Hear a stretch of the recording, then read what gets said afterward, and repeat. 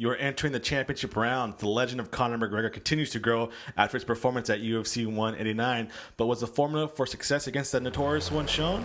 Plus, Robbie Lawler and Rory MacDonald engaged in an all-out battle. Is an immediate rematch in store? This is 5-Round MMA.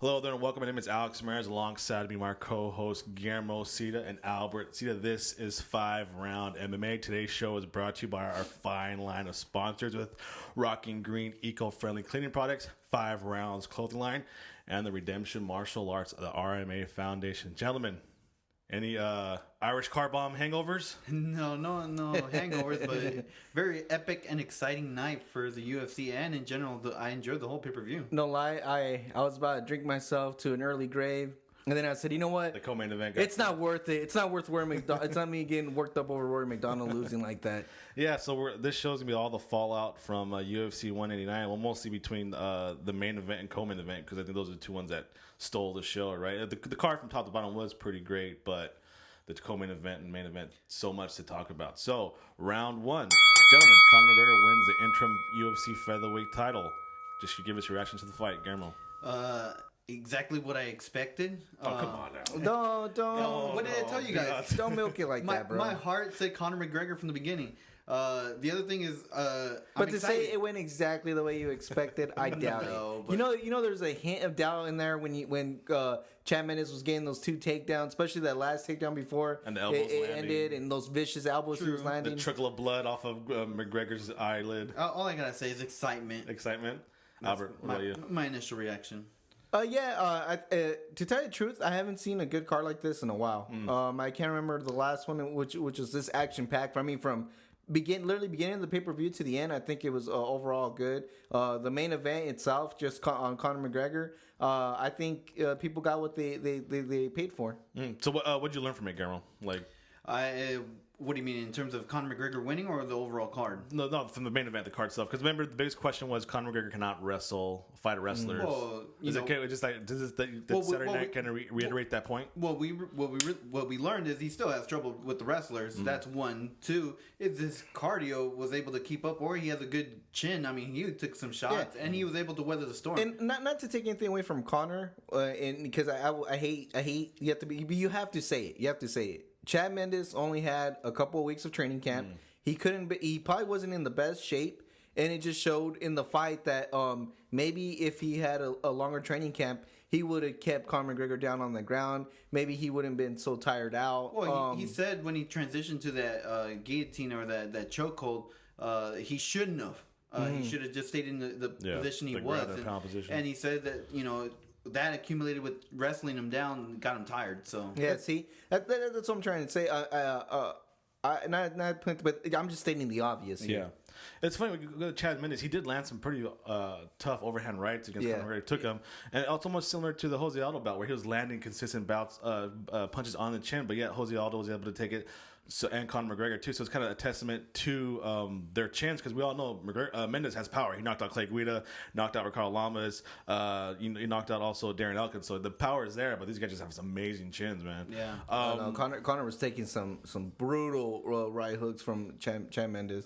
So I mean, just overall, do you like the post-fight thing? They rushed his whole family in there, and it kind of seemed to me, it seemed a little staged. Like, okay, kind of too Rocky-ish. Yeah. Well, like I said, all we needed him was to scream out, "Adrian!" They gave him 2 Irish flags to carry around, and all the eggs were in Conor McGregor's basket. Yeah. I mean, like whether you say it's staged or not, I mean, like this is a plus for the UFC. Not only did he have the backing up of his whole country, but they were ready in case he did win.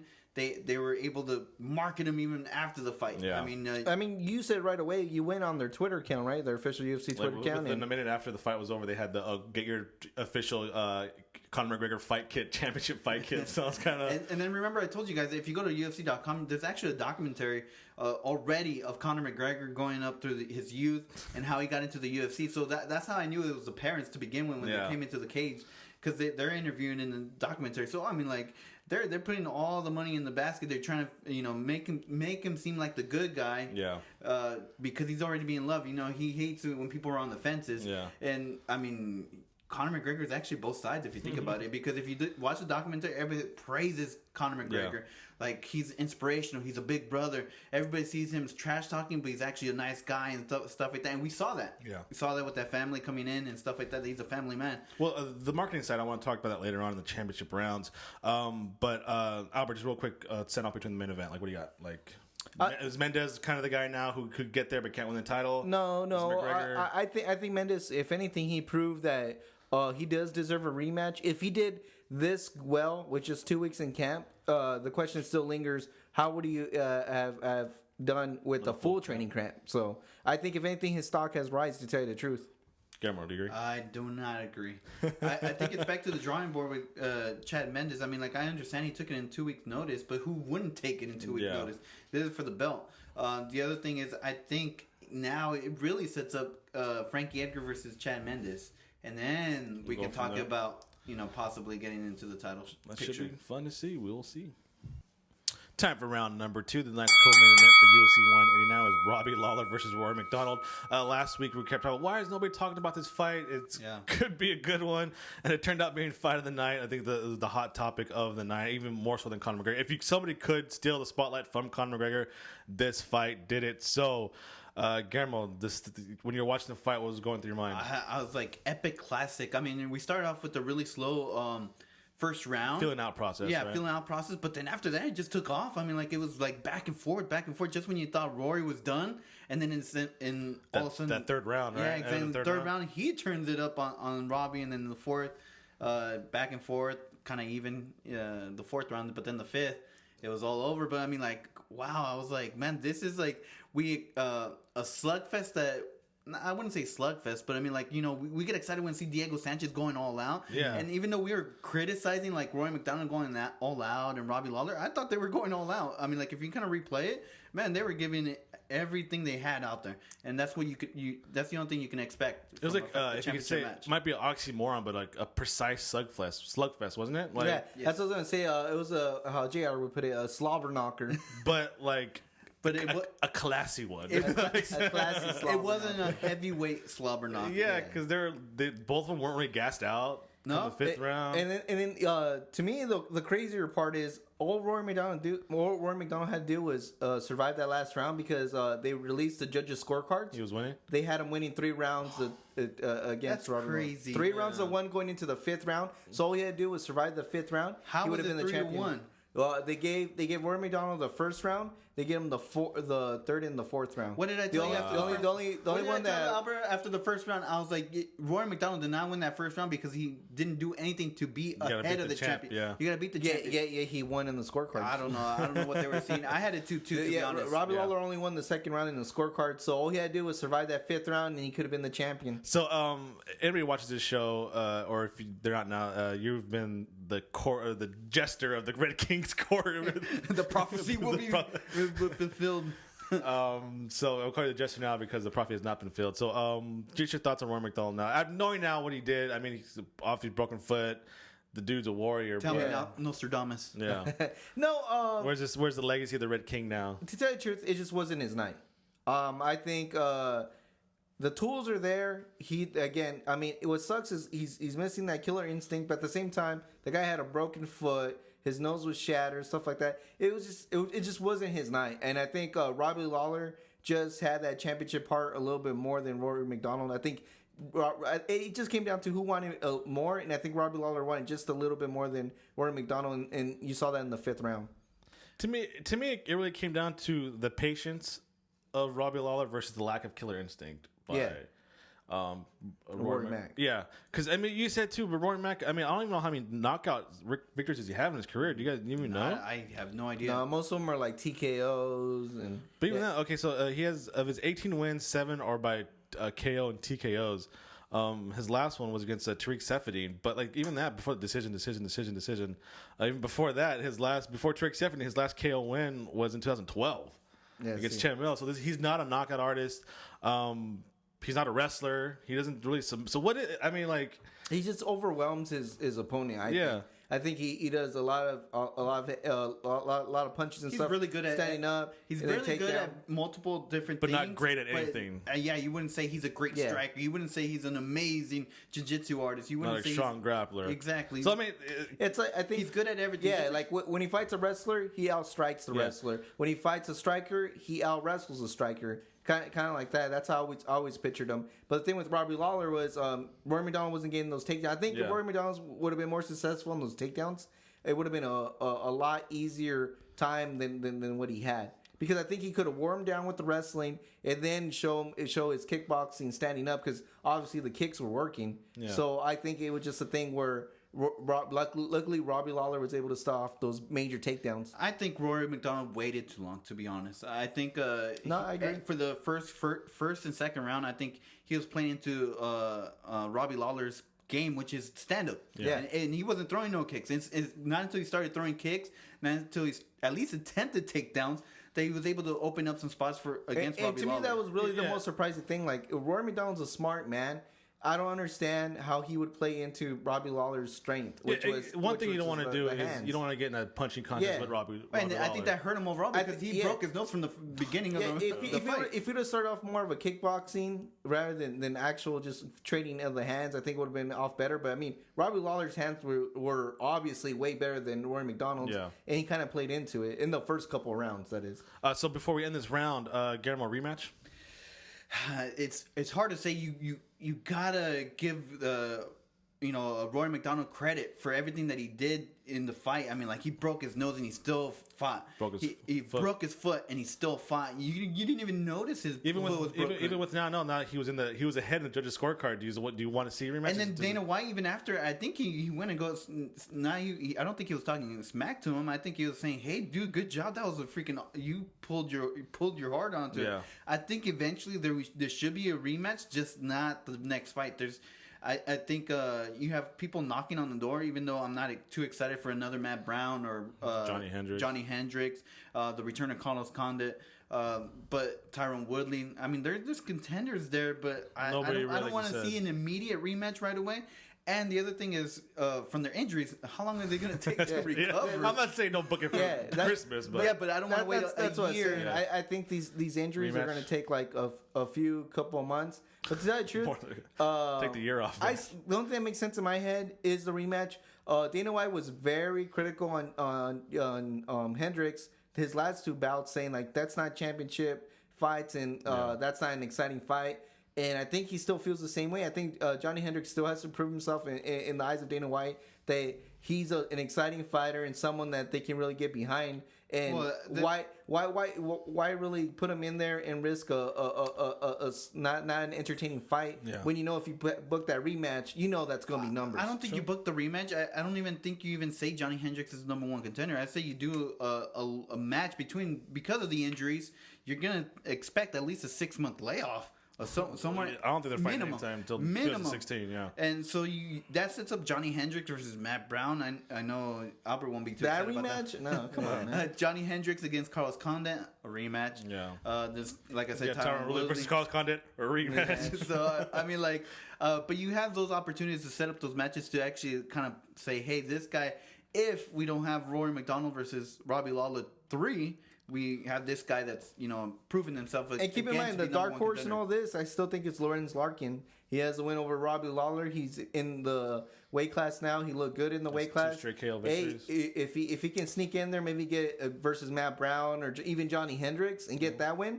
Who cares about a rematch? You got a new guy and you got a new story to tell. Well, looks like for right now, the Red King cannot claim his throne. Long live Robbie Lawler. Round number 3. This round we're joined by our good friend via telephone, Jason. I like to call him Jason Big Irish Hendricks. Jason, how's it going? What's up, guys? How you doing? Good, man. I just want to start off, Jason. Just explain to us your support for Conor McGregor and your Irish background. So why you would even support Conor McGregor? We were just talking about your genetics. Explain why you're on the show right now. Well, basically, my genetics work out to be 70% Irish, 30% other stuff. But mostly just the important part is the Irish part, which is 70%. The way that works is that the Irish gene is so strong that it overpowers anything else that's in my system. So that's why I get 70%.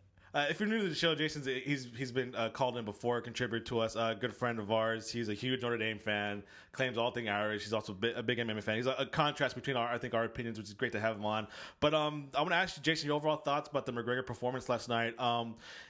What did you learn from McGregor's performance? Are you scared now that maybe a wrestler can handle him in a 5-round fight?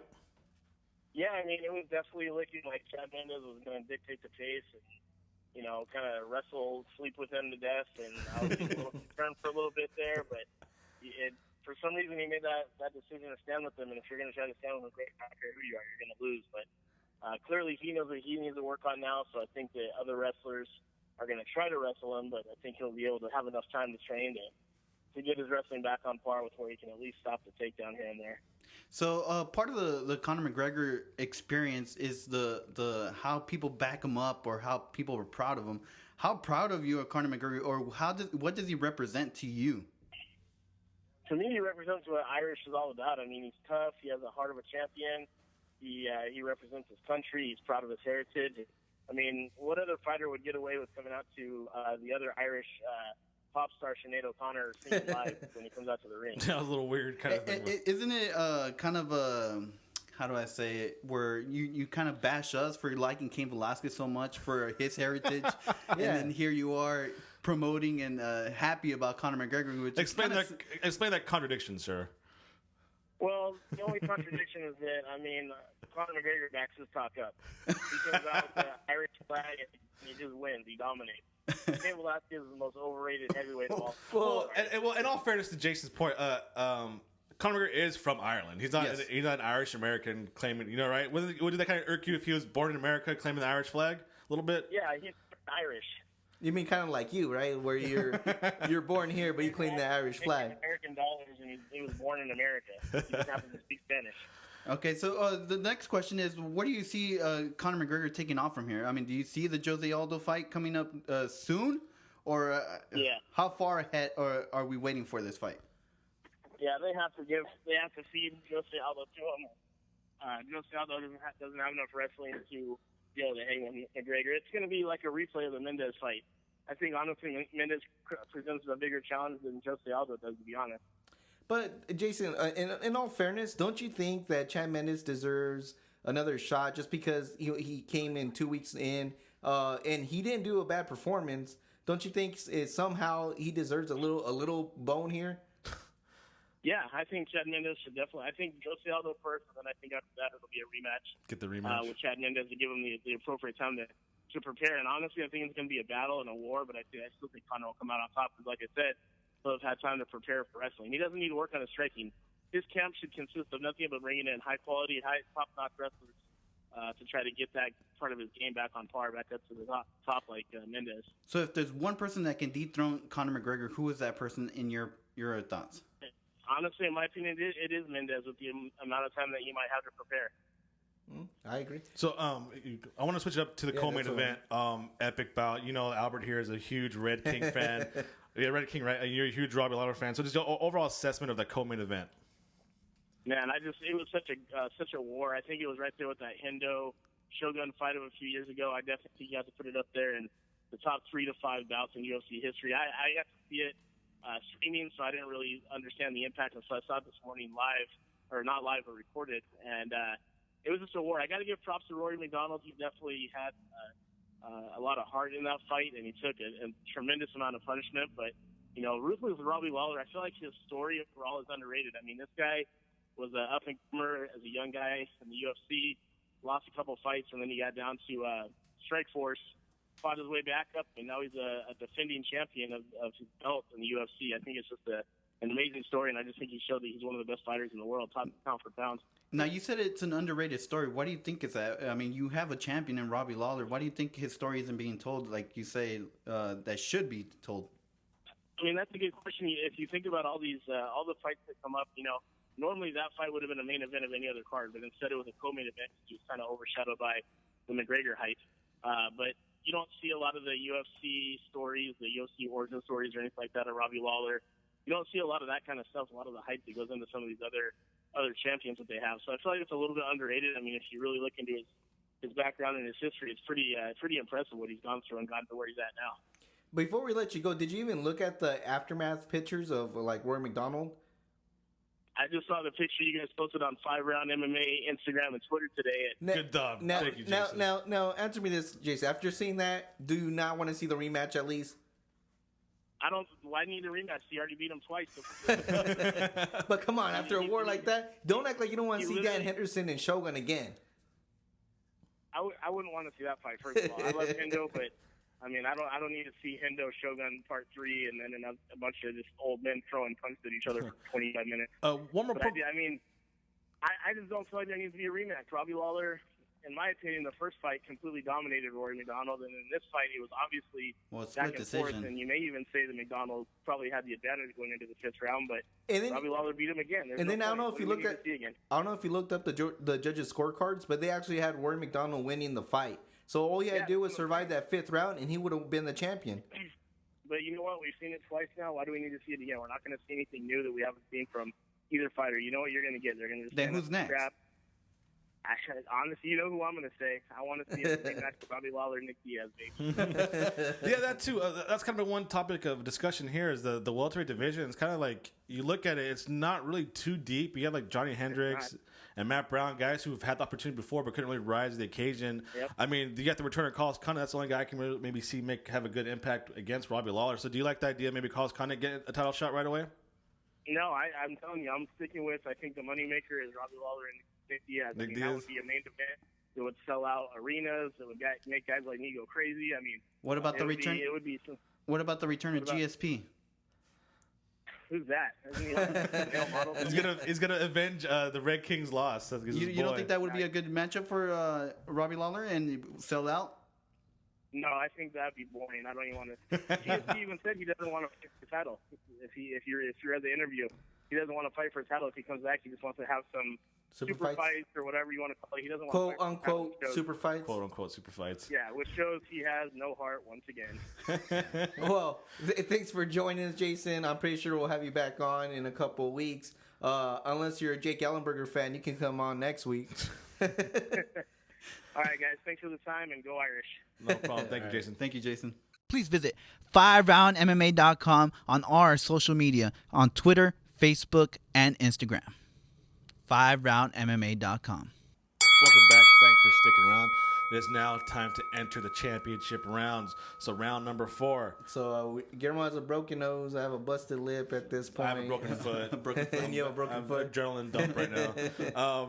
So round number 4, the new outlook on Conor McGregor. Obviously, the biggest question going into McGregor was, can he wrestle with the wrestler? Can he fight a wrestler? And the answer was kind of no, maybe. Kind of yes. Weather the storm. Let's just say that. Yeah. So weather the storm. Yeah. So Chad Mendes on 2 weeks' notice was able to control McGregor with the wrestling. Is that a problem we come in the future for future opponents against McGregor?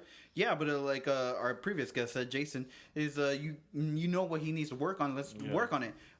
He weathered the storm. He was able to get up. It took a lot of energy out of Chad Money Mendes to get him even down on the floor and keep him down there. But the point that he was able to do it and do it for a long period of time says a lot, I think. No, I totally agree. But I mean, like, the fact that he didn't give up, the fact that he did get up, brings a lot of praise to Conor McGregor that he was able to withstand that. I mean, so basically what I'm saying now, if you get a great wrestler who's more disciplined than game plan, here's the question. Wouldn't that be the demise? Let's Frankie be specific. Frankie 2 times that. Hey, I'm not gonna lie to you. After the Uriah Faber incident, I want to see Faber against. Don't call it crazy. If he goes back to 145, I think he is. Has a major win. All right, yeah, the Frankie Edgar didn't go his way, but let's say he manages to get another big win somewhere else. Hey, don't be surprised he gets in there and can beat. The thing about Uriah Faber thing is we saw the backstage thing.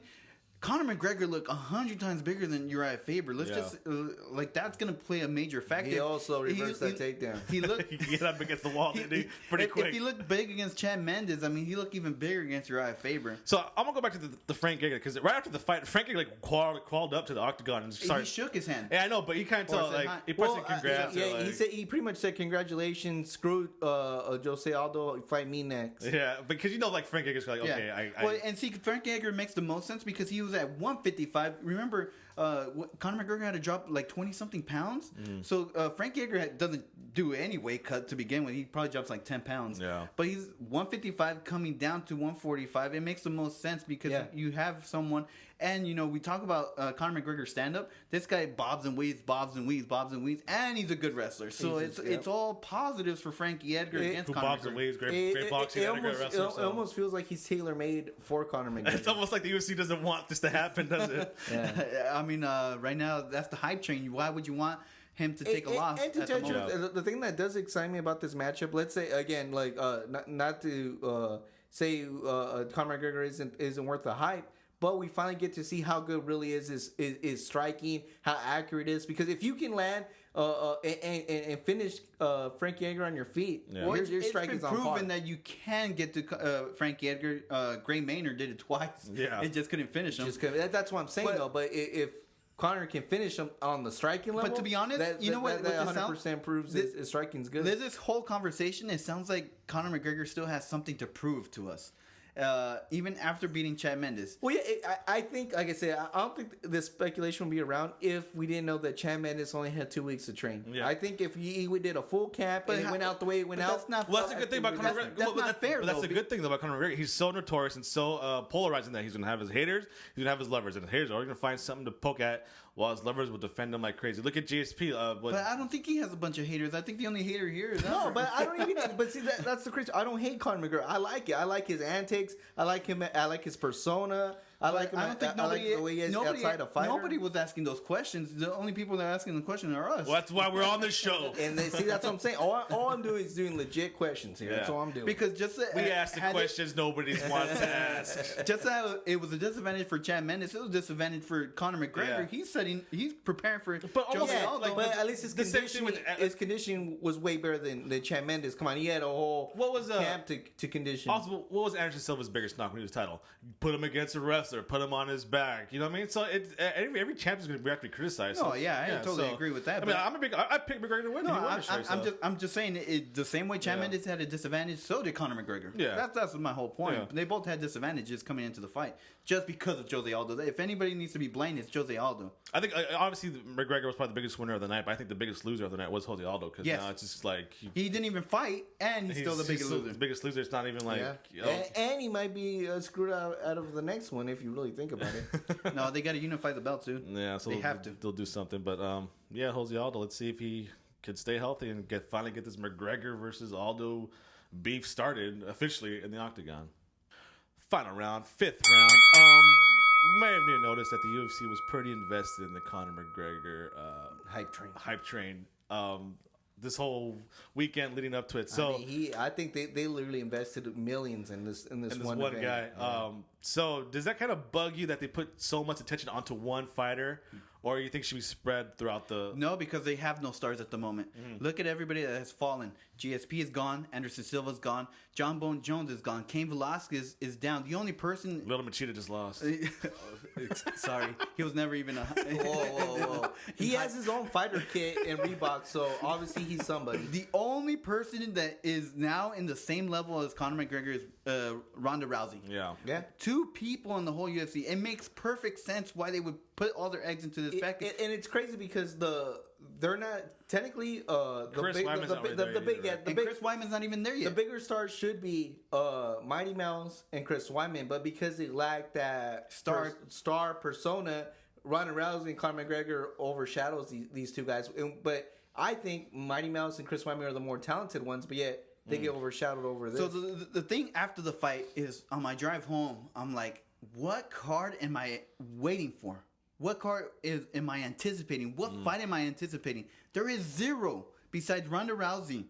After Ronda Rousey, what am I looking forward to? Conor McGregor versus Jose Aldo. That's a great point. Yeah. So, I mean, like, you had to do it. There is no one else. You were talking about Demetrius Johnson. I'm not, like, too hype about that. What about DC and Alexander Gustafsson? He's not there yet. That doesn't spice you up? DC's not there yet. No. I don't think DC has that star power yet for people to be behind him. Not even TJ Dillashaw. He has a fight coming up with Brandon Burrell. That's crying out loud. That's before the. But you're telling me about selling out a pay-per-view, getting the same type of numbers and everything. A little cool graphic on the octagon before. Yeah, I mean, even Chris Weidman versus Luke Rockhold, which I think would be right underneath Conor McGregor versus Chad Mendes, is still not even booked in the card anywhere. So, to me, that draws the question. Then, do they need to show more character? I think Luke Rockhold is somehow showing his character a little bit more and more as we see him in each fight, and I think he's almost there as far as really getting into a persona. But the thing is, you have to find these guys yourself on social media. If you follow these guys on social media,